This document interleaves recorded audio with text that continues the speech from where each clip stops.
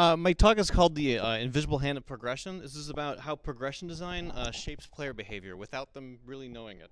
I'm going to try to go pretty fast here, but I front-loaded all the important stuff, so hopefully if I run out of time, we'll have gotten to everything important. So first of all, who am I? I'm a cross-discipline game creator. I worked at Ubisoft for the last 8 years, and at the bottom of some of the titles I've worked on, as you can notice, like progression design sort of starts to come up. It's sort of become my focus in recent titles, and we're going to be talking about this specifically about this last one, XDefiant. Which, if you're not sure what this was Ubisoft's 6v6 free-to-play class-based COD-style arena shooter.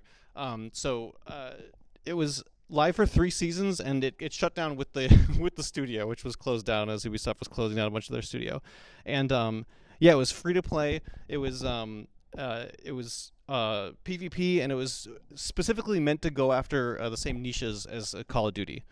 And so I want to kind of talk about some of the challenges and solutions, to the progression system that I kind of ran into on this, and share some of the solutions that we had. So first of all, as far as progression goes, like what do we actually want players to do? These are kind of like the big ones, like that kind of apply to almost every game, which is that we want them to retain, obviously. We want them to engage with the game and all the different parts of it, not just one aspect of it. And we obviously want them to buy stuff in the store at some point. But a couple other ones I tacked on here, which, specifically to PvP ones, is we want them to behave, and play nice. And we want them to actually play cooperatively and have teamwork. Because this was a cooperative shooter, and so those kind of ones were kind of important. You're going to be playing against other players, and you're going to be playing with them on the same team. So I think there's a lot of ways that the progression system can sort of encourage those bottom two, as well as all the top ones. So hopefully this will be relevant to most games that you guys are doing, but specifically if it's a PvP one as well. So the thesis that I want you to come away with today, if there's anything you can remember, is that I think progression design is like the strongest tool you have to guide player behavior. The reason is this is you have all the stuff. You make the candy trail that the players have to follow. You have all the prizes. You tell them what to do to get all the stuff. And so instinctively to progress in the game, they kind of have to engage the progression systems. And so I think it's really important to understand that like the way you build that is going to shape how the players actually interact with the game. For example, here, like, yeah, you have all the XP. You decide what actions complete challenges.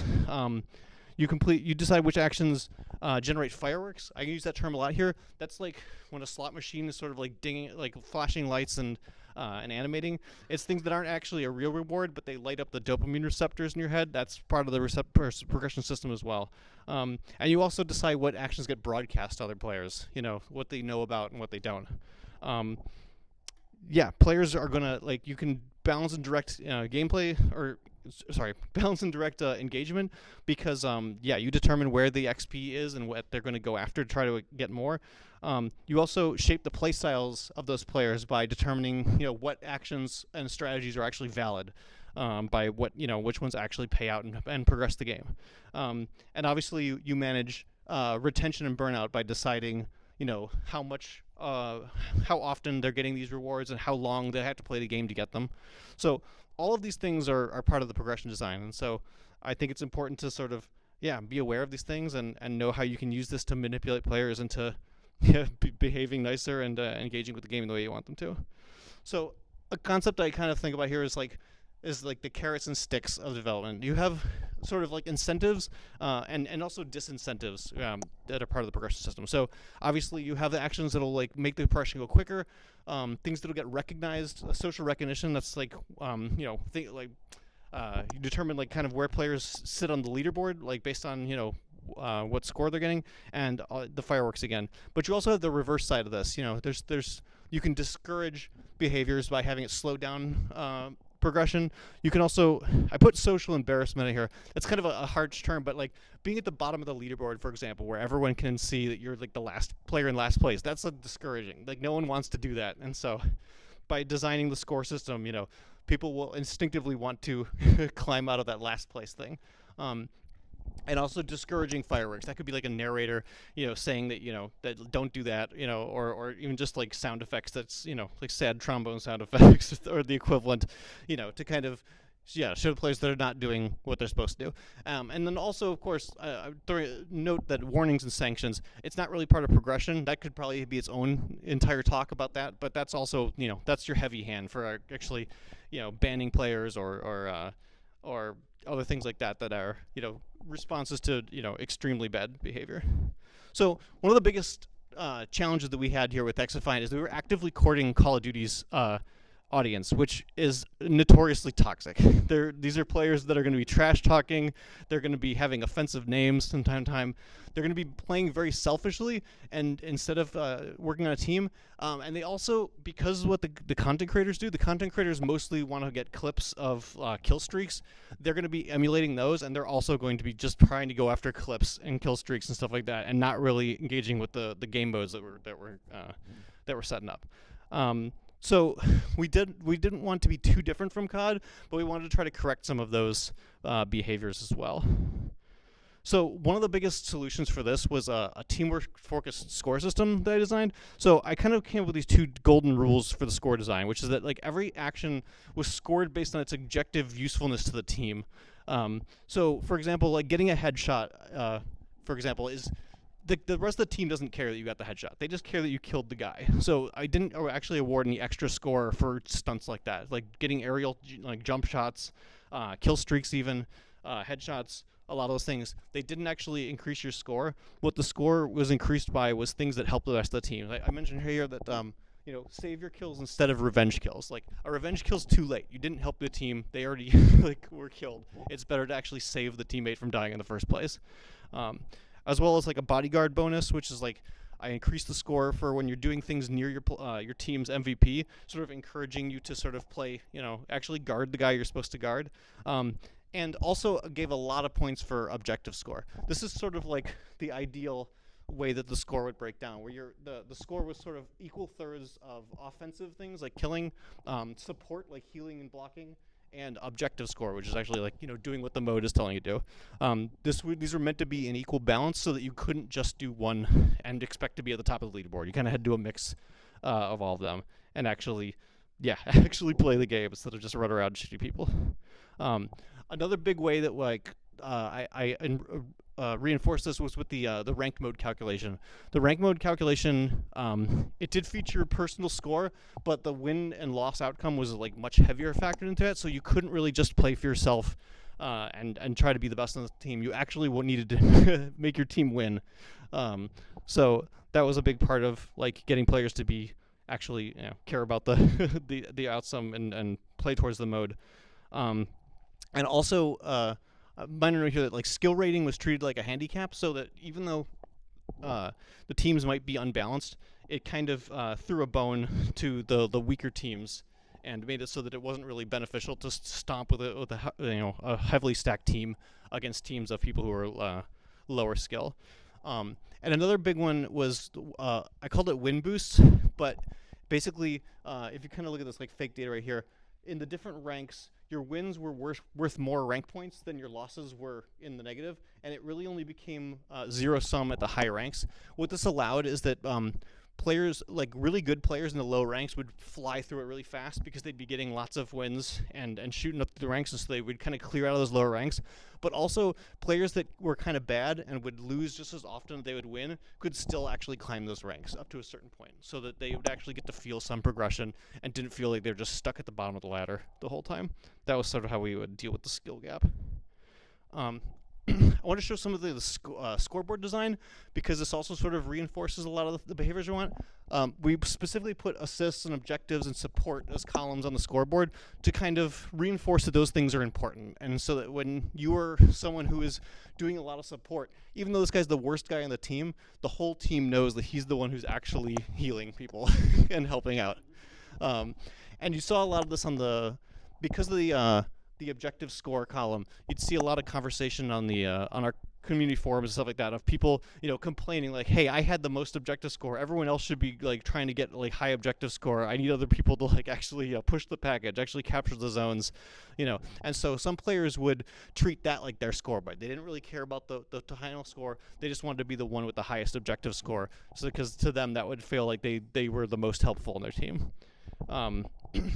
But to also be, we didn't want to like completely eschew competitiveness, so the scoreboard was still ranked from best to worst, so that players who are competitive could still compete for that top ranked. But it never really says, first, second, third. It was sort of just implied by the order on the thing. So it wasn't really trying to like shame people too hard, but it let competitive players sort of compete for those top spots.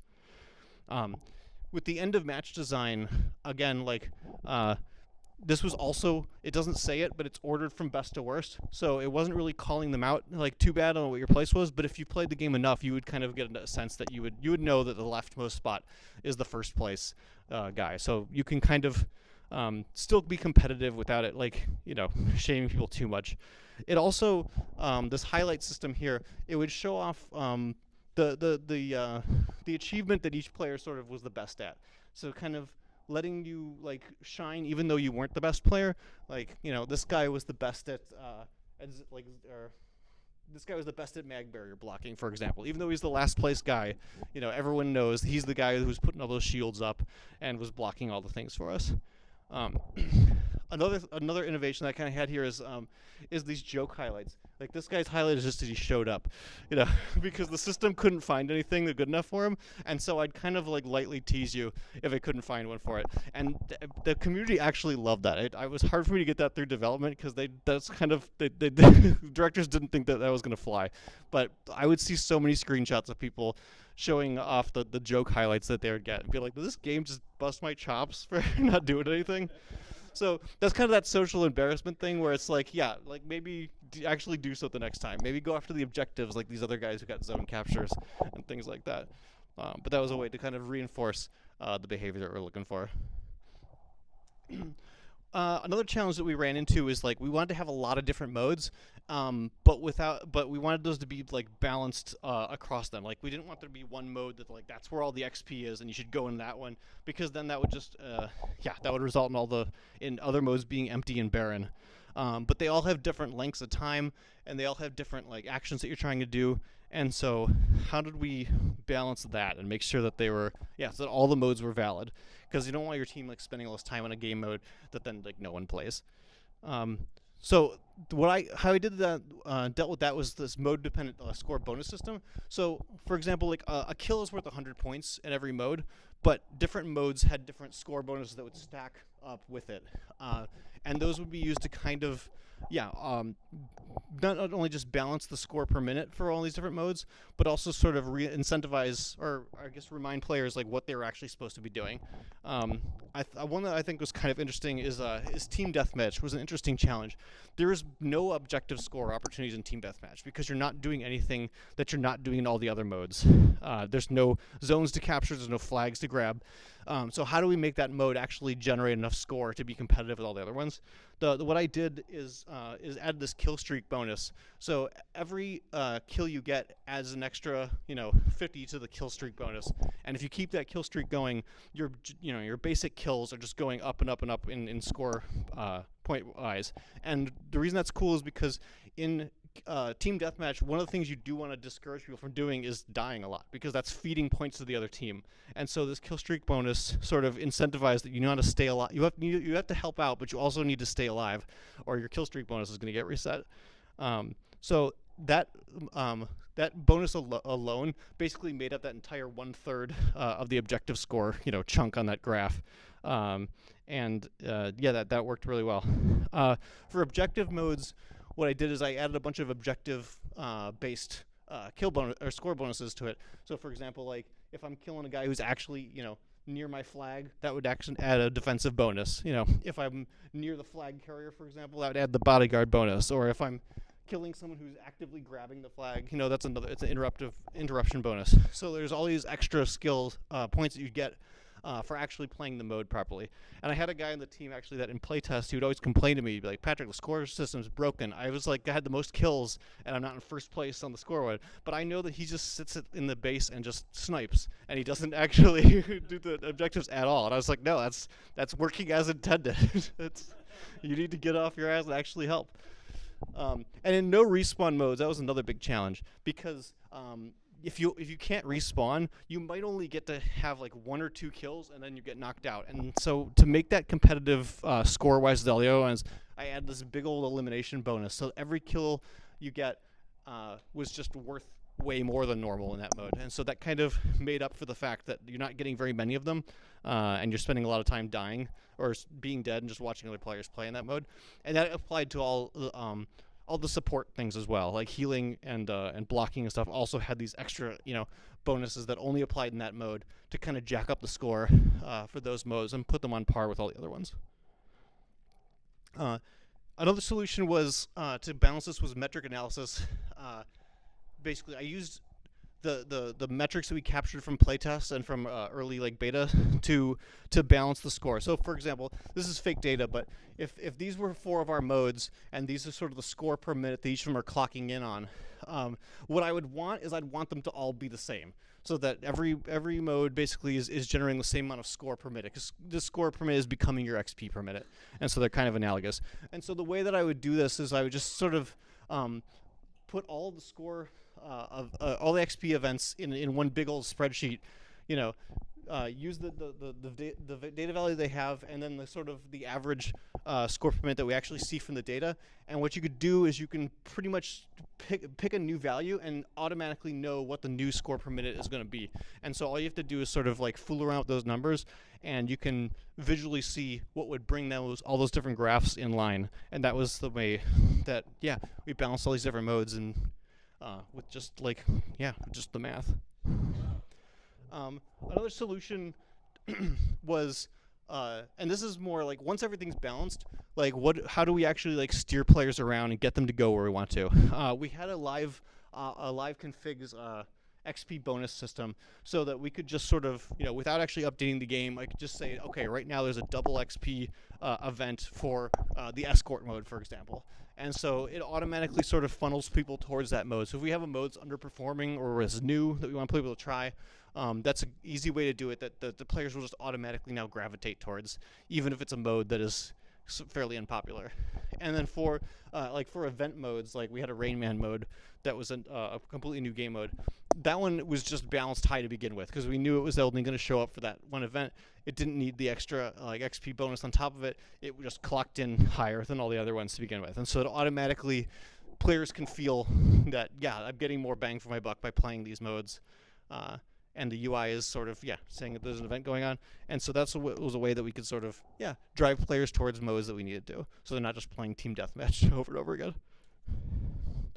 Another challenge we ran into was, how do you sequence equally powerful gear? All the gear in the game was meant to be equally sort of competitive. Every attachment and every gun and every faction, they're all meant to be playable and competitive. And so with every gun being equal, how do you put those in an unlock sequence? Because players are already going to automatically assume, if you do a Call of Duty style sequence, that the ones at the end are the best.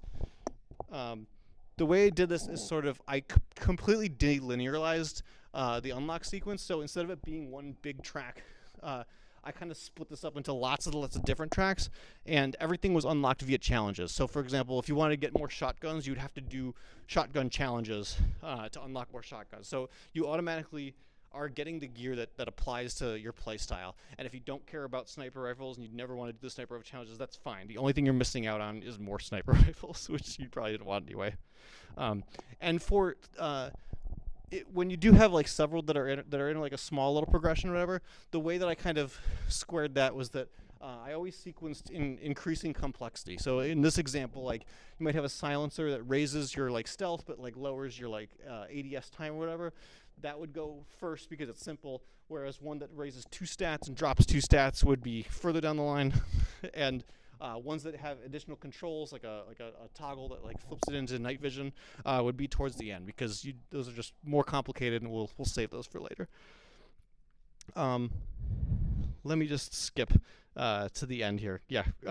So I wanted to talk about real quick what happens when you run out of progression, because we actually got to do a really interesting experiment here, where at the very end of XDefiant's life, we just unlocked everything for the whole game to see what would happen. And at first, that generated a lot of buzz, and players were happy to re-engage with the game and jump back in, but it very quickly turned to boredom, because players were just but what do I do now? What do I, how do I get stuff? Because there's nothing left to get. And all of the the cosmetics that sort of that sort of showed that you were a high performing player, everybody had those now. So now nobody's special because everyone's special. And so I think it was a great case study of seeing like how quickly energy for the game sort of died as soon as we unlocked everything, sort of reinforcing how important it is to actually actually have progression and lock those things up. So some final takeaways, always consider how the progression design sort of affects that player behavior.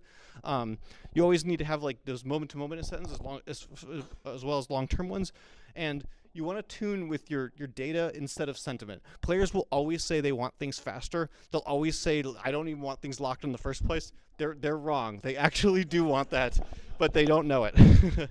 And when in doubt, tune your progression slower, because you can always crank it up, but you can't crank it down without people noticing and complaining about it. And so my final thought is that if you're doing and players will never really acknowledge a progression system unless there's a problem with it. So it is a kind of a thankless job, but it's I think one of the most important ones in design for something like this. So thank you so much, guys.